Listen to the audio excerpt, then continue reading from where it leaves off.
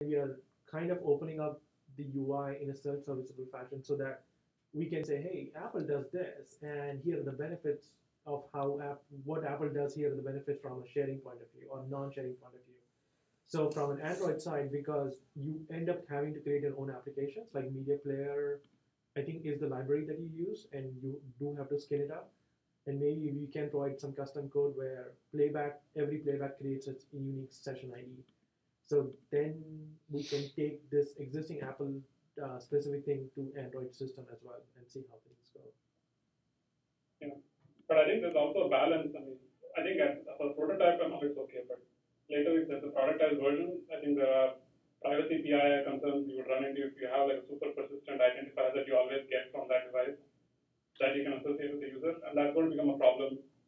Yeah. The product version. But anyway, I mean that's further down the road. Yeah. So it's not it's unique on only per playback session. As soon as you do a F5 refresh or something like that, you get a different value. So there's no way to do any. Well, there are ways to track things, but we're definitely kind of aware of those implications there. Yeah. So that's the plan for the revocation demo for NAB. We ended up going down a little bit of a tangent there. Any other? What demos are we planning? So I talked to Rahul about like another possible demos based on the AI stuff that I showed you guys. But the thing is, I don't really, right now I'm like so busy with Direct Connect that I don't have a lot of spare cycles. So I guess I'll go find some spare cycles and then see if I can put something together. I don't know exactly what it's going to look like, but the idea is, kind of video intelligence and, being able to extract metadata, something on those themes. But I don't know the specifics. I think I'll have to do some thinking. Maybe next week or week after that, I'll try to see if I have something by then. So I'm curious about that part is because Yiliang and I were having this conversation in the kitchen of like demoing something that has a line of sight towards prioritizing it as well too. And not to say that revocation will end up becoming productized, but there is a fair amount of chance that it will because BAMTech has been asking for it for quite some time. But in the cases of anything related to AI, I don't know if we have anything on the roadmap. Would you have any more insights on that? I don't really. I mean, I think this is more to see what kind of customer interest we get out of it, whether we get interesting use cases using NAB from customers. I think that's really the idea, as far as I understand. But as far as I know, that nobody is talking about putting this on NPP or anything. Got it. So, Pankaj, I think this is one of the interesting things, right? Like, in like Akamai Tech Summit, you could probably showcase new ideas that are just things you've been talking about, but you wanted to reach more people. Yeah. And, actually invite comments and stuff. So, I think that's probably where the innovation showcase of NAB maybe comes in. Or I don't know if it's just for IBC, but there is like all these conferences have like the innovation showcase piece, and then there is like the larger Akamai demo. Mm-hmm. So I think these would probably make it to that category. I see. Okay.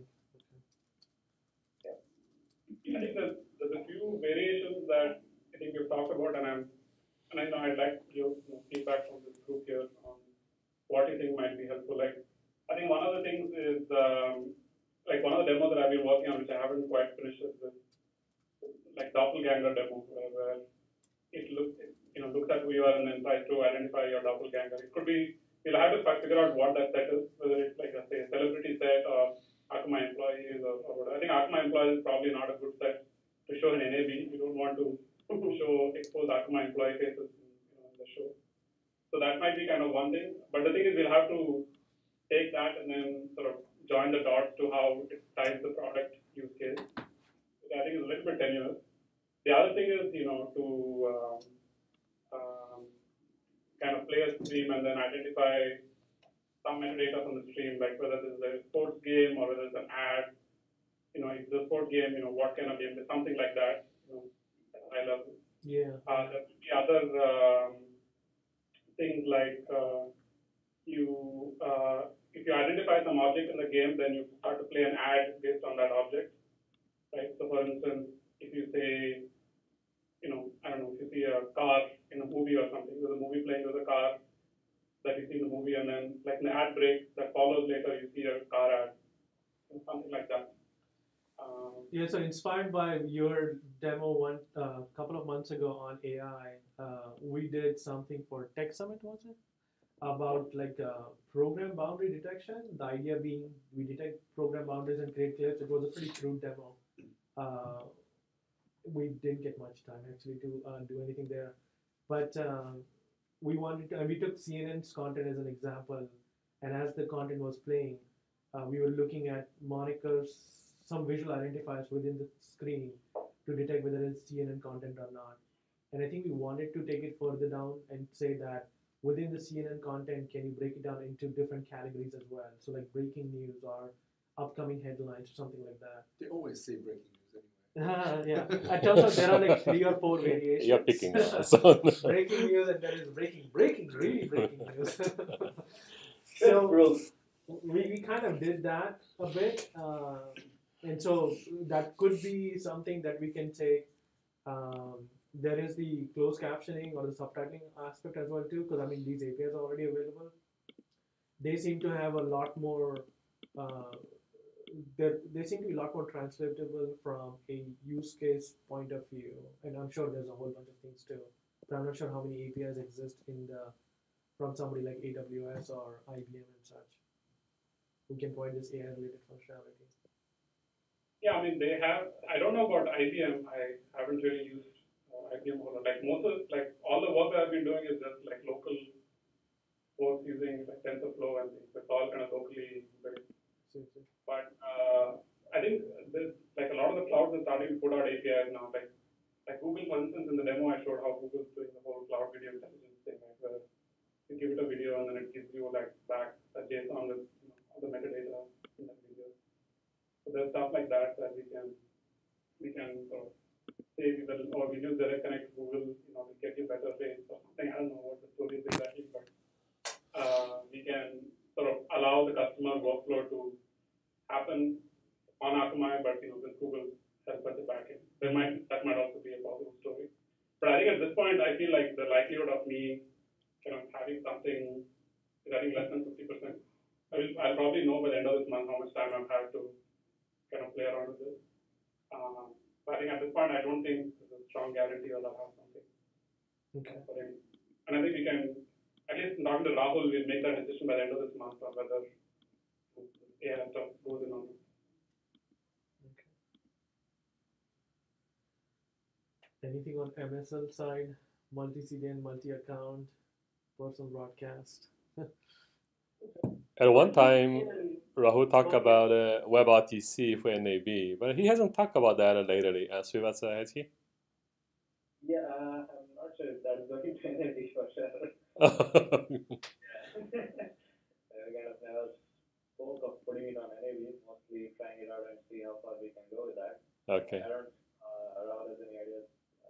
I'm thinking no more, but I'm not sure. Yeah, I think it's still following what Pankaj was saying. Probably NAB, my interpretation is something more likely will be in some product. Right? That might be because NAB you still have very limited space. So I don't know exactly what kind of show we want to bring to that. Yeah, I'm not aware of the setup in NAB, like how much space we have and what kind of like storylines we're trying to sell. But based on what Shobha said, that there is current stuff too, upcoming stuff, and then there is something get the juices flowing from the customers to see whether this is something that they would be excited to actually start working with us on and eventually consume it from us. Have you shown like personal broadcasting before on the show, like NAB or NBC? No. Maybe the space is just like the size of this conference room, maybe even smaller than that. Just a booth, right? It's not like a whole floor or anything. Unlike Edge, of course, because it's oh yeah, sure. Actually, even in the case of Edge, we had just a small booth for demos. Okay. So it wasn't any difference necessarily. Yeah, NAB is probably quite the size of that conference room. I think I went like last 4 years. I mean, you can say broadcasters, Yeah. but the personal broadcast maybe fits. Yeah. Yeah, I'm actually surprised we never had low latency live demoed there. Right? I mean, if not, we should probably. Like, why not? Yeah. Yeah. So we're having some changes. So otherwise, it will be really good. We just demonstrate whatever we are doing for the personal broadcast. So we have end-to-end solution starting from the player, Do we have any encoder to mobile the player. Yeah. Can we demonstrate from mobile publishing perspective, saying that hey, I can actually take the stream from a mobile and deliver it through Akamai? Yeah, we have all the pieces, and also if we are given like a month, we may have something even better on the ingest server side we can demonstrate. Okay. But it's unclear now. I mean, which direction we go, right? Because of latest discussions. Yeah. I mean, I know from a strategy perspective, but from a platform perspective, we can always showcase the capabilities. Oh, sure, we can do that. Yeah.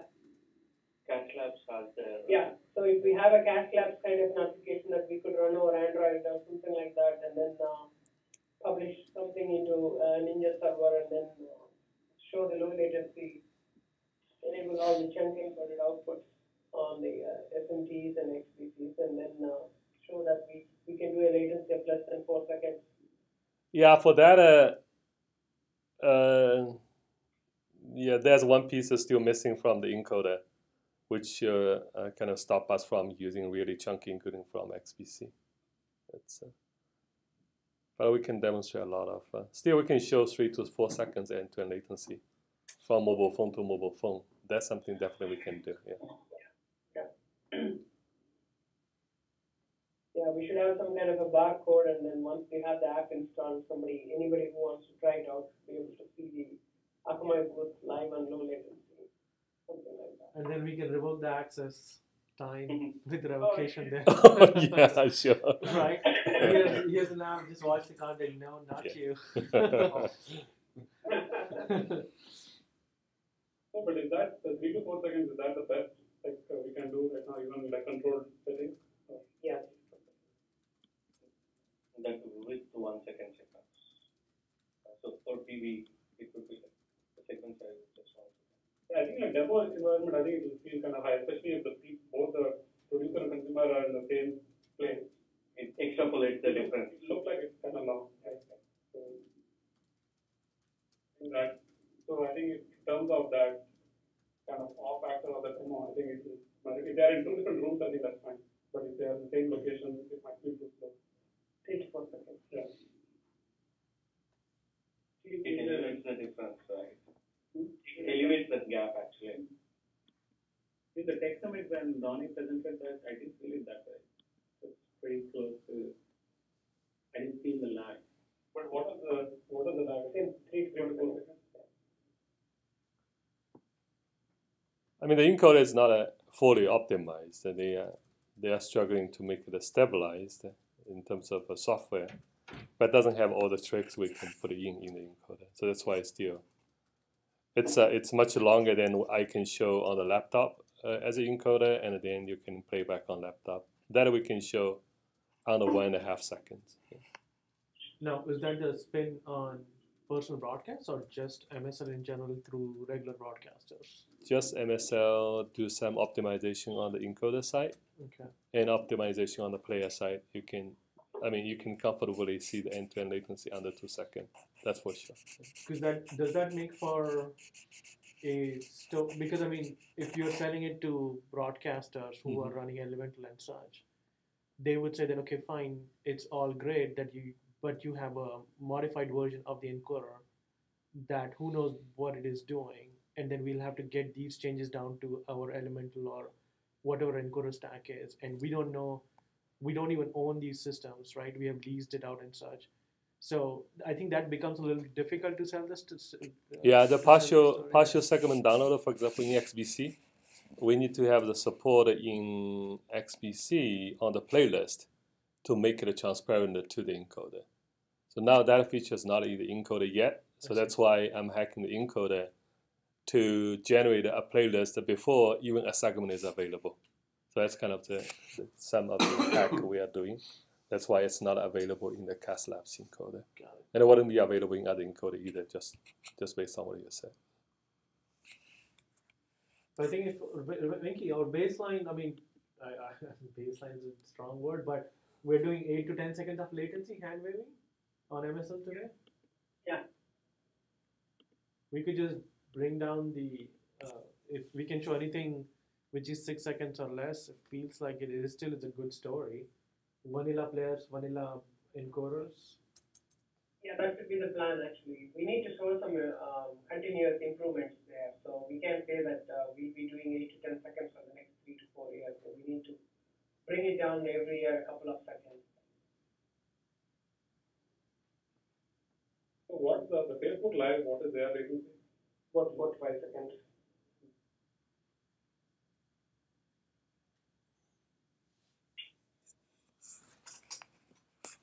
There's also a lot of need to drive down the latencies, right? So anything beyond 4 to 5 seconds, it is less perceivable. The challenge then is how can I make sure that everybody is getting 4 to 5 seconds? That becomes the biggest challenge. Without with fewer rebuffering and things like that.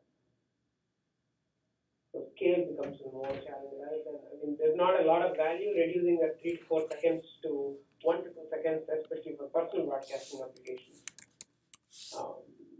If you can actually get that 1 to 2 seconds at scale for almost everybody, then there will be value. So.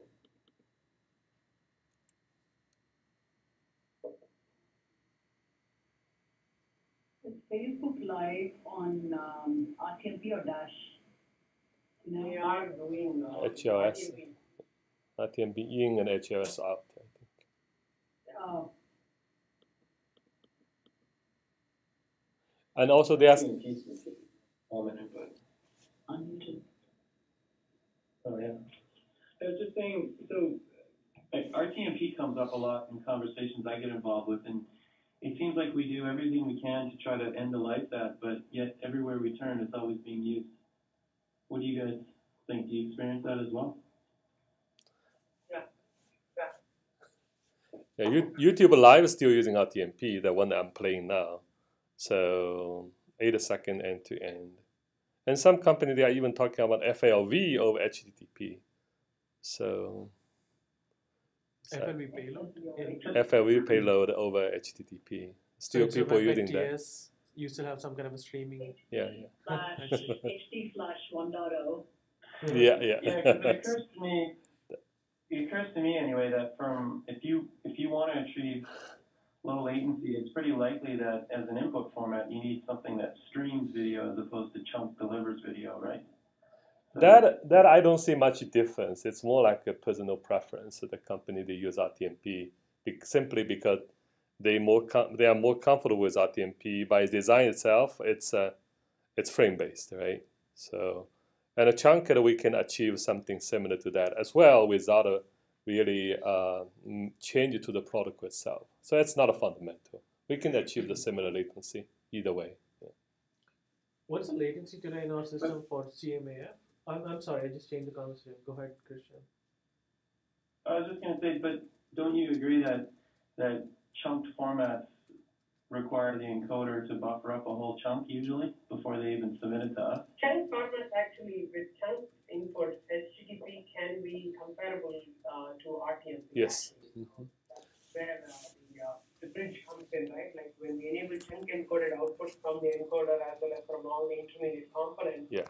That's where we will become very close to RTMP, where you say that my payload size is going to be much more than one whole segment, right? Today you're saying that HTTP payload size is typically close to 1 to 2 seconds, which is the segment duration.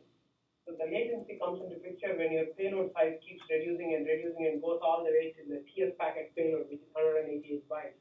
The whole intention of that MPEG-2 TS spec was to reduce the payload size so that you don't have to wait for a big chunk of payload to be shipped from one place to another place, right? So, and you can start decoding independent of the whole segment. That's where we are moving closer and closer to RTMP. The question Christian had, probably the chunk here is HTTP chunk, which corresponding to one frame. So it's not really the segment. segment is like a 2 seconds. Yeah. Oh, so the encoder, even though it's delivering an HLS segment, is posting it one chunk at a time? Yeah, one chunk is equal to one frame in this context. Yeah. Okay, all right. And in the non-tier space, FMP4 in the CMAP context is trying to do something similar to MPEG-TS, right? MPEG-TS at least has 188 bytes. It's a set number. In the CMAP4, the number is varying, but it's under the control of the encoder. But they can still push it down to a smaller value. Maybe not as small as 188 bytes, but it comes close to that. I mean, it comes close to reducing the full end-to-end latency quite a bit. Yeah.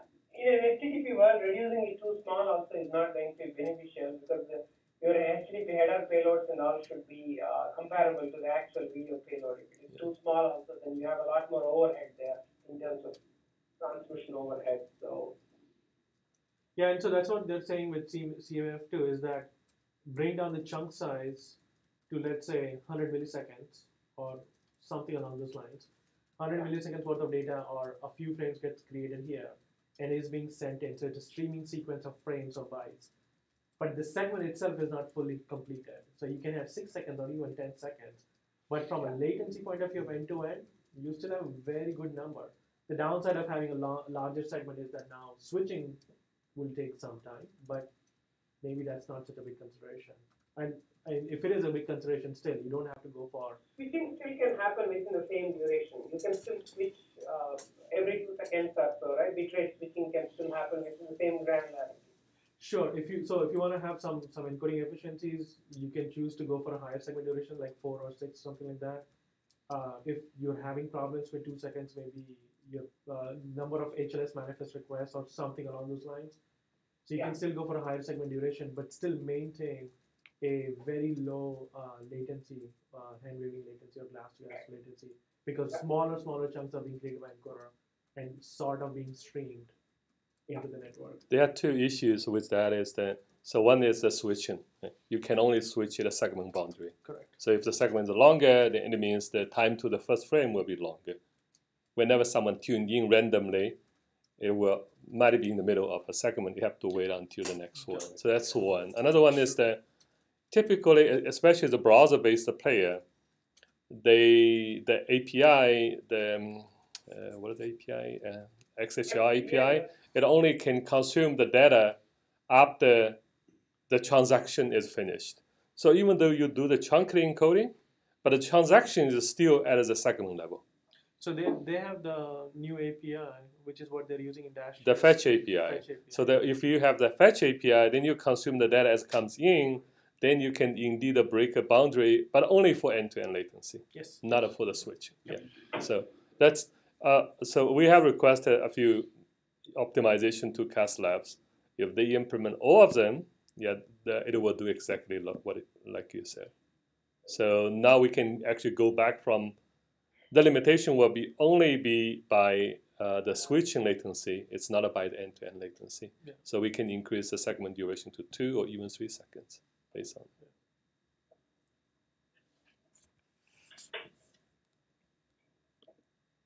So as soon as Venki was supposed to say, okay, fine, I'll work on the demo, he walked away. Oh, he walked away.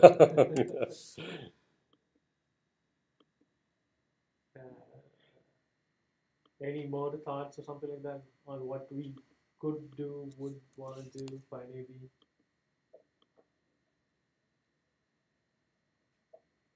Multi-account. I was wondering about our ROF demo, Shivasa. I know we didn't get too far with it, but you had demoed like policy, not policy management around manifest manipulation.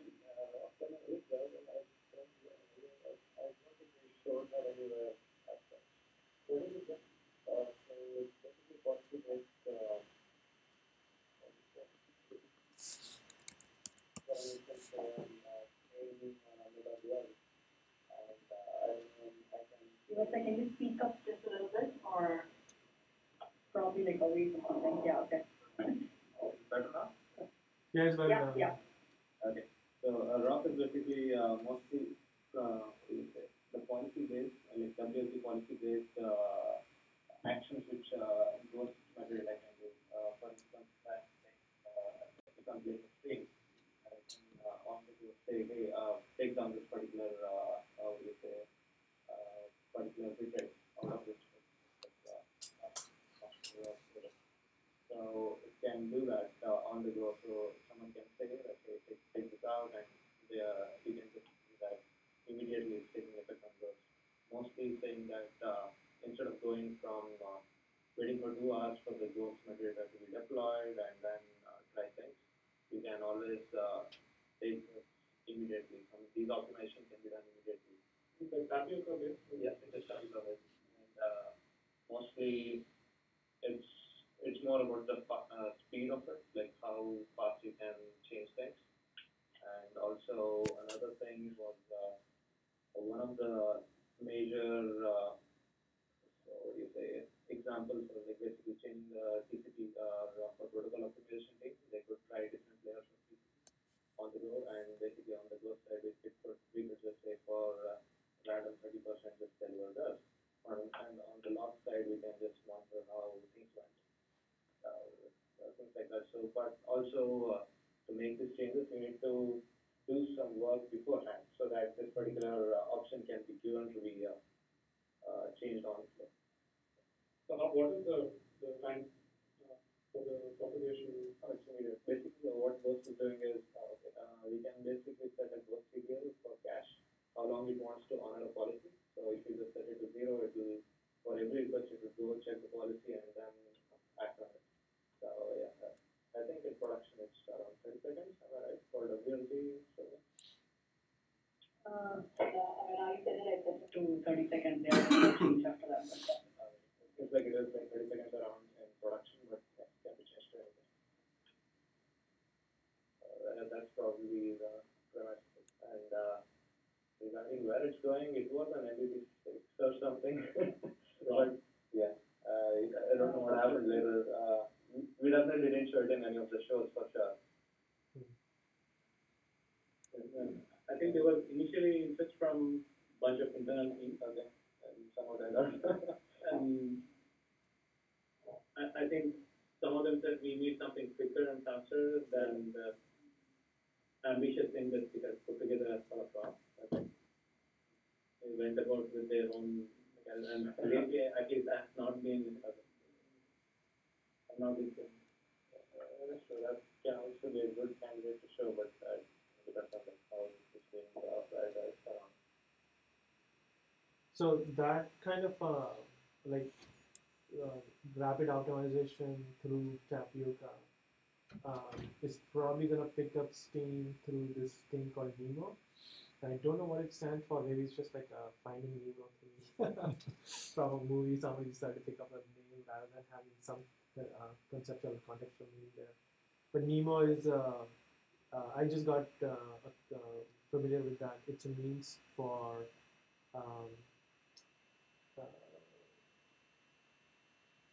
rollout of Tapioca policy files with safety and latency in mind. I believe that today Tapioca policies, you just kind of deploy them after doing all the due diligence, and they get effective immediately as soon as they hit production.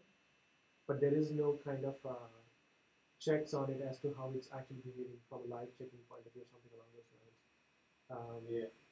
So that is a problem, and so Nemo strives to actually create these control systems in place that allow you to push the policies, evaluate how things are going, and then push them forward or roll them back. And so how Nemo kind of ties in is that we're looking into, so Nemo has these nice benefits that because it is dealing specifically with Tapioca policies, RAF becomes very plausible, depending upon what kind of use case we are dealing with. Just like a big security, wouldn't it be actually tell what's the thing, because if I can apply something so quick, I can also revoke it very quick. So if you see something going down, I mean, you can even back. Yeah, your network can actually swing from one state to the other pretty fast, right? And that could be disastrous for a lot of different reasons. And I mean, just thinking about that cache, suddenly the player network decides to put, evict something from cache or not, or change the underlying TCP stack or not.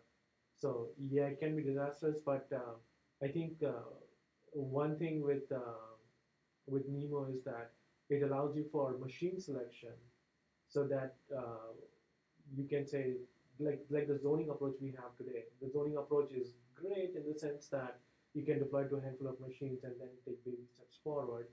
But here, the machine selection will also include live checking in place, and then you can keep changing the machine selection or keep reusing the same machines over and over again for different types of requests or different types of traffic on that machine for that particular feature that you're trying to evaluate.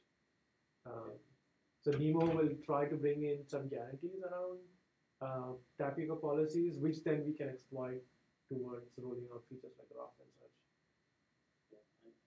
So when we did Tapioca policies with media for the first time, Pankaj with delivery, Nemo did not exist obviously, and the safety thing kept getting punted for like the longest time. Sure. So we actually have live check service built into wholesale delivery.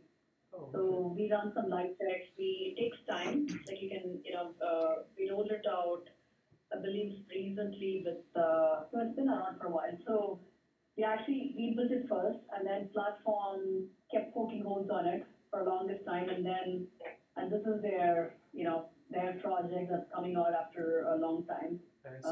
But I don't know when we are going to be adopting it for wholesale delivery. But we do have a live check service which it's in effective production. Except it's disabled right now. It is. Yeah. I forgot to mention that. Yeah. we're having issues, and it was so the order.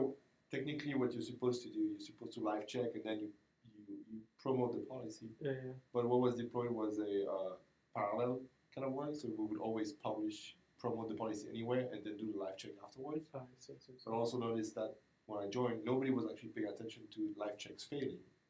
So we're not doing anything with it. Plus, it was causing problems with HDMI. So we disable those live checks until we can get back to it and figure out what's going on with that, which is going to be post LA of HTTPS orchestration. So right now they're disabled. Yes, they exist.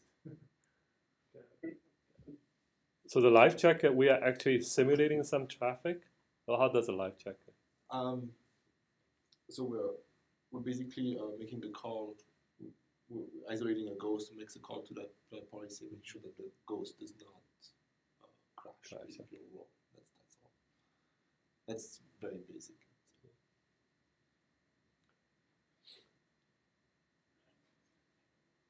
Okay, 4 minutes left. Any other ideas? I just want to mention one thing, unrelated to NAP and all of that. So I recently ran across this kind of interesting offering from AWS called Kinesis Video Streams. I don't know if anyone's looked into